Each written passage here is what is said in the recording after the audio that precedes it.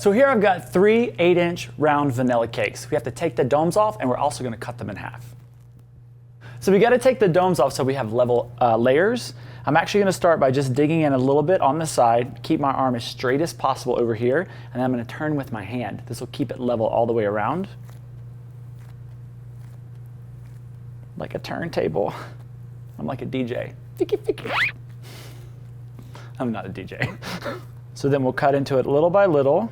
This ensures that you keep it level all the way across. And then this is delicious garbage cake for when you're watching a movie. Now we're gonna cut it in half. I'm gonna go right in the middle here and do the same thing.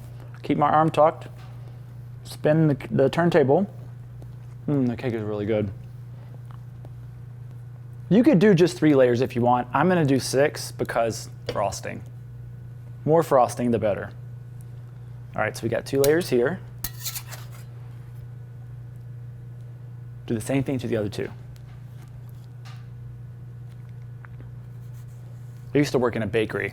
We made lots and lots of cakes, and we had a bin, and we always would take our domes off, and we'd save these because, you know, make cake pops out of them. And the servers would come down and eat, and they always called it garbage cake, and that's how garbage cake was born.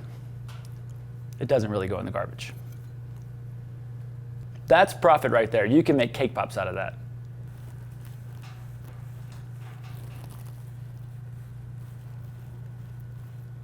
Small, small cuts. Boom, level. There's 4, and we'll get 2 out of this guy. Same deal, use your turntable. Be a DJ, be a cake DJ. Now we've got 6.